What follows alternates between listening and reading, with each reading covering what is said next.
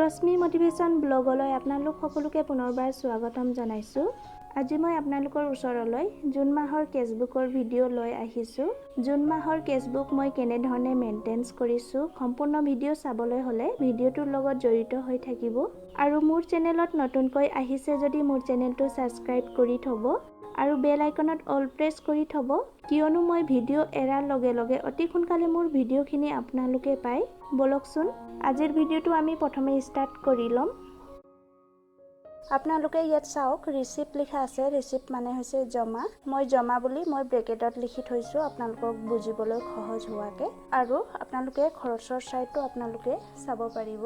আপোনালোকে ইয়াত চাওক, পেমেণ্টছ লিখা আছে। পেমেণ্টছ মানে হৈছে খৰচ। আৰু আপোনালোকে প্ৰথমে জমা চাইডখিনি ভালদৰে বুজি লওকচোন। আৰু আপোনালোকে ইয়াত চাওক, ডেট লিখা আছে। ইয়াত আপোনালোকে তাৰিখ বহুৱাব আৰু ইয়াত পাৰ্টিকুলাৰ্ছৰ ঘৰত আপোনালোকে বিৱৰণীখিনি লিখিব। মই যেনেধৰণে লিখি গৈছোঁ আপোনালোকেও ছেম তেনেধৰণে লিখি যাব। আৰু ইয়াত চাই লওক, ইয়াত আপোনালোকে লেজাৰ ফলিঅ' নাম্বাৰ আপোনালোকে এই ঘৰত আপোনালোকে লিখিব পাৰিব। আৰু ইয়াত চাব পাৰিব কেছ লিখা আছে। কেছৰ ঘৰত আপোনালোকে নগদ এমাউণ্টখিনি লিখিব। আৰু ইয়াত আপোনালোকে চাব পাৰিব বেংক লিখা আছে। বেংকৰ ঘৰত আপোনালোকে বেংকৰ জমাখিনি লিখিব পাৰিব। আৰু আপোনালোকে ইয়াত চাওক, ইয়াত টোটেল লিখা আছে। টোটেলৰ ঘৰত আপোনালোকে টোটেল এমাউণ্টখিনি লিখিব পাৰিব। মাহৰ প্ৰাৰম্ভিক জমা, মই পাৰ্টিকুলাৰ্ছৰ ঘৰত মাহৰ প্ৰাৰম্ভিক জমা বুলি লিখিছোঁ। আৰু ডেটৰ ঘৰত মই 1 তাৰিখ বহাইছোঁ, কিয়নো মাহৰ প্ৰাৰম্ভিক জমা তাৰিখটো আমি সদায় 1 তাৰিখে বহোৱাব লাগিব। আমাৰ মাহৰ প্ৰাৰম্ভিক জমা 1 তাৰিখৰ পৰাই আৰম্ভ হয়। আৰু আপোনালোকে ইয়াত চাব পাৰিব, নগদৰ ঘৰত লিখিছোঁ মই 580 টকা আৰু বেংকৰ ঘৰত লিখিছোঁ 5,903 টকা আৰু টোটেলৰ ঘৰত লিখিছোঁ 6,483 টকা। এই 6,483 টকাটো নগদ এমাউণ্ট আৰু বেংক এমাউণ্ট দুটা যোগ কৰি লিখিছোঁ। এই মাহৰ প্ৰাৰম্ভিক জমা লাইনটো ক'ৰ পৰা আহিছে আপোনালোকে জানিবলৈ হ'লে মোৰ অন্য কেছবুকৰ ভিডিঅ'টো চালেও আপোনালোকে বহুতখিনি কথা বুজি পাব। আৰু আপোনালোকে ইয়াত চাই লওক, 1/6/2024 প্ৰথম সাপ্তাহিক সভাত 12 গৰাকী সদস্যাৰ পৰা সঞ্চয় সংগ্ৰহ হয়। প্ৰথম সাপ্তাহিক সভাৰ তাৰিখ আছিলে 1 তাৰিখ। 12 গৰাকী সদস্যসকলৰ সঞ্চয় আছিলে 300 টকা। এই 300 টকা সঞ্চয়টো সদস্যসকলে নগদভাৱে জমা দিয়াৰ কাৰণে নগদৰ ঘৰত লিখিছোঁ আৰু টোটেলৰ ঘৰতো লিখিছোঁ। আৰু আপোনালোকে ইয়াত চাওক, 1/6/2024 সভাতে সদস্যসকলৰ পৰা বেংক ঋণৰ কিস্তি পোৱা হয় সুতে মূলে। মূল আৰু সুত দুটা যোগ কৰাৰ পাছত টোটেলত মই লিখিছোঁ 12,535 টকা। আপোনালোকে এই দুটা ঘৰ নিলিখিলেও হ'ব। যদি মূল আৰু সুত দুটা যোগ কৰাৰ পাছত টোটেল কিমান হৈছে আপোনালোকে এনেধৰণেও লিখিব পাৰিব, নতুবা মূল আৰু সুত আপোনালোকে বেলেগ বেলেগকৈও দেখাব পাৰিব। এই 12,535 টকা মূলটো সদস্যসকলে যেতিয়া সভাত জমা দিছিলে নগদভাৱে দিছিলে কাৰণে মই নগদৰ ঘৰত লিখিছোঁ আৰু টোটেলৰ ঘৰতো লিখিছোঁ। আপোনালোকেও ছেম এনেধৰণে লিখিব পাৰিব। আৰু আপোনালোকে ইয়াত চাই লওক, 8/6/2024 দ্বিতীয় সাপ্তাহিক সভাৰ সঞ্চয় সংগ্ৰহ হয় 300 টকা। এই 300 টকা সঞ্চয়ো সদস্যসকলে নগদভাৱে জমা দিছে। নগদৰ ঘৰত লিখিছোঁ আৰু টোটেলৰ ঘৰতো লিখিছোঁ।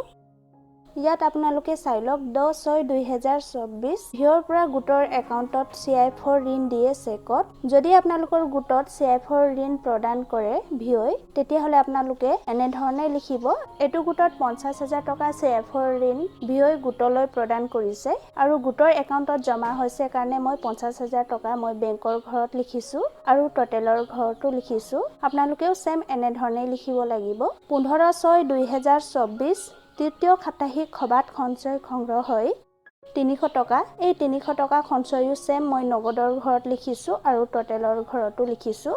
আৰু আপোনালোকে ইয়াত চাই লওক, 23/6/2024 চতুৰ্থ সাপ্তাহিক সভাত সঞ্চয় সংগ্ৰহ হয় 300 টকা। এই 300 টকা সঞ্চয়ো সদস্যসকলে নগদভাৱে জমা দিছে কাৰণে নগদৰ ঘৰত লিখিছোঁ আৰু টোটেলৰ ঘৰতো লিখিছোঁ। 24/6/2024 বেংকত জমা কৰা হয় 1200 টকা। এই 1200 টকা ধনটো গোটৰ একাউণ্টত জমা কৰাৰ কাৰণে মই বেংকৰ ঘৰত লিখিছোঁ আৰু টোটেলৰ ঘৰতো লিখিছোঁ। 27/6/2023 বেংকৰ পৰা সুত পোৱা হয় 43 টকা। এই 43 টকা সুতটো বেংকৰ একাউণ্টত জমা হোৱাৰ কাৰণে 43 টকা বেংকৰ ঘৰত লিখিছোঁ আৰু টোটেলৰ ঘৰতো 43 টকা লিখিছোঁ। 28/6/2023 বেংকৰ পৰা তোলা হয় 50,000 টকা।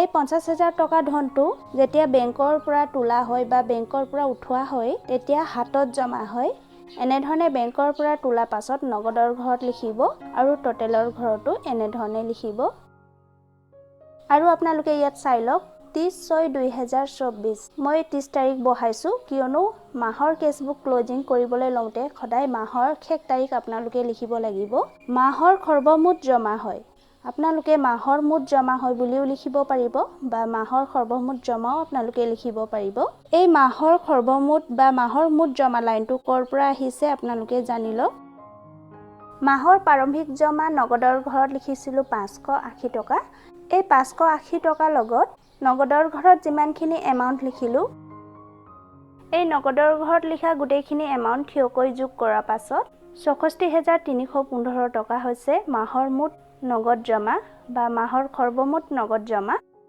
আৰু মাহৰ সৰ্বমুঠ বেংক জমা বা মাহৰ মুঠ বেংক জমা কেনেধৰণে ওলোৱা হয় আপোনালোকে চাই যাওক প্ৰাৰম্ভিক জমাত বেংকৰ ঘৰত আছিল 5903 টকা এই 5903 টকা লগত বেংকৰ ঘৰত লিখা এমাউন্টখিনি গোটেইখিনি এমাউন্ট থিয়কৈ যোগ কৰাৰ পাছত 57146 টকা হৈছে মাহৰ সৰ্বমুঠ বেংক জমা আৰু মাহৰ সৰ্বমুঠ জমাটো কৰ পৰা আহিছে আপোনালোকে চাই লওক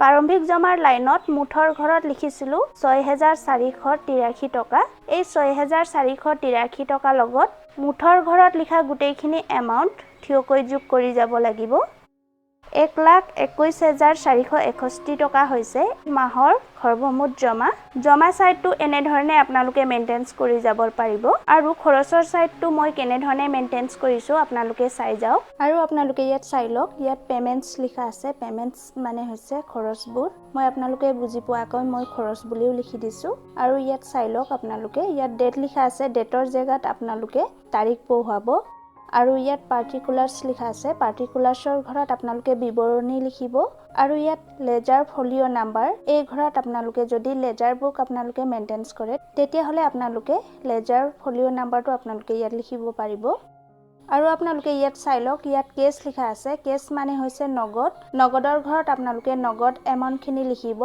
আৰু আপোনালোকে ইয়াত চাই লওক ইয়াত বেংক লিখা আছে বেংকৰ ঘৰত আপোনালোকে বেংকৰ খৰচখিনি লিখিব আৰু ইয়াত টোটেল লিখা আছে টোটেল মানে মুঠ আপোনালোকে নগদৰ ঘৰত যি এমাউন্ট লিখে সেই এমাউন্ট আপোনালোকে টোটেলৰ ঘৰত লিখিবই লাগিব আৰু বেংকৰ ঘৰত যি এমাউন্ট আপোনালোকে লিখে তেতিয়াও আপোনালোকে টোটেলৰ ঘৰত লিখি যাব লাগিব ইয়াত চাই লওক 3/6/2024 ভিও/গ্ৰাম্য সংগঠনলৈ ভিওৰ মাহেকীয়া সঞ্চয় জমা দিয়া হয় যেতিয়া আপোনালোকে গ্ৰাম্য সংগঠনলৈ সঞ্চয় জমা দিয়ে নগদ খৰচ কৰে কাৰণে নগদৰ ঘৰত লিখিব মই লিখিছো ইয়াত নগদৰ ঘৰত 100 টকা আৰু টোটেলৰ ঘৰটো 100 টকা লিখিছো 3/6/2024 সেম তাৰিখ বহুৱাইছো কিয়নো ভিও মিটিঙৰ তাৰিখ সেম হয় ভিও মিটিঙত যিমানখিনি আপোনালোকে খৰচ কৰে তেতিয়া আপোনালোকে তাৰিখ একেটা তাৰিখ বহুৱাব ভিও/গ্ৰাম্য সংগঠনলৈ ভিআৰএফৰ সঞ্চয় জমা দিয়া হয় 60 টকা এই 60 টকা সঞ্চয়ও নগদ সঞ্চয় জমা দিয়া কাৰণে মই নগদৰ ঘৰত 60 টকা লিখিছো আৰু ইয়াত আপোনালোকে চাব পাৰিব 5/6/2024 বেংক ঋণৰ কিস্তি জমা দিয়া হয় 12,196 টকা এই 12,196 টকাও বেংকত যেতিয়া জমা কৰা হৈছিল নগদ টকা জমা কৰা হৈছিল কাৰণে নগদৰ ঘৰত লিখিছো 12,196 টকা আৰু টোটেলৰ ঘৰটো লিখিছো আৰু আপোনালোকে ইয়াত চাই লওক 24/6/2024 বেংকত জমা কৰা হয় 1200 টকা এই 1200 টকাও বেংকত জমা কৰোতে নগদ টকা জমা কৰিছিল কাৰণে নগদৰ ঘৰত লিখিছো আৰু টোটেলৰ ঘৰটো লিখিছো আপোনালোকে বেংকত জমা কৰোতে কেছবুকৰ জমা সাইডত বেংকৰ ঘৰত লিখিব আৰু খৰচৰ সাইডত আপোনালোকে নগদ খৰচ এনে ধৰণে দেখুৱাব ইয়াকে কন্ট্ৰা এন্ট্ৰি বুলিও কোৱা হয় আৰু আপোনালোকে ইয়াত চাই লওক 24/6/2024 বেংক যাতায়াতি বাবদ খৰচ হয় 200 টকা নগদৰ ঘৰত লিখিছো আৰু টোটেলৰ ঘৰটো লিখিছো আৰু আপোনালোকে ইয়াত চাব পাৰিব বেংকত জমা কৰা আৰু বেংক যাতায়াতি খৰচৰ তাৰিখটো মই একেটা তাৰিখ বহুৱাইছো কিয়নো একেটা দিনতে যাতায়াতী খৰচো হৈছিলে আৰু বেংকত জমা কৰোঁতে খৰচ হৈছিলে। এই খৰচখিনি হাতৰ পৰা খৰচ হৈছে নে বেংকৰ পৰা খৰচ হৈছে সেইখিনিহে আপোনালোকে বুজিলে খৰচৰ চাইডখিনি ভালদৰে মেইনটেইন কৰি যাব পাৰিব। বেংকত জমা কৰোঁতে নগদ খৰচ হৈছিলে কাৰণে নগদ খৰচ দেখুৱাইছো আৰু যাতায়াতী খৰচো নগদ খৰচ হোৱা কাৰণে মই নগদ খৰচ লিখিছো। আপোনালোকে এনেধৰণে টোটেলৰ ঘৰটো লিখি যাব পাৰিব। আৰু আপোনালোকে ইয়াত চাই লওক 28/6/2024 বেংকৰ পৰা তোলা হয় 50,000 টকা। এই 50,000 টকা যেতিয়া বেংকৰ পৰা উঠাই অনা হৈছিলে বেংকত খৰচ হৈছিলে কাৰণে মই বেংকৰ ঘৰত 50,000 টকা লিখিছো। আৰু ইয়াত চাব পাৰিব 28/6/2024 বেংক যাতায়াতী বাবদ খৰচ হয় 100 টকা। এই 100 টকাও নগদ খৰচ হৈছিলে যাতায়াতী খৰচ, সেয়ে মই নগদৰ ঘৰত লিখিছো আৰু টোটেলতো লিখিছো। আৰু আপোনালোকে ইয়াত চাব পাৰিব ডেটখিনিও সেম আছে। আৰু ইয়াতো চাব পাৰিব 28/6/2024 গোটৰ 3 গৰাকী সদস্যাক CIF ঋণ দিয়া হয়। এই ঋণৰ নামটো আপোনালোকে এনেধৰণে লিখিব। যদি আপোনালোকে সঞ্চয় পুঁজিৰ পৰা দিয়ে তেতিয়া আপোনালোকে সঞ্চয় পুঁজিৰ ঋণ বুলি কিনে লিখিব। নতুবা আপোনালোকে বেংক ঋণ যদি সদস্যসকলক প্ৰদান কৰে তেতিয়াহ'লে আপোনালোকে বেংক ঋণ বুলি কিনে আপোনালোকে ইয়াত লিখিব।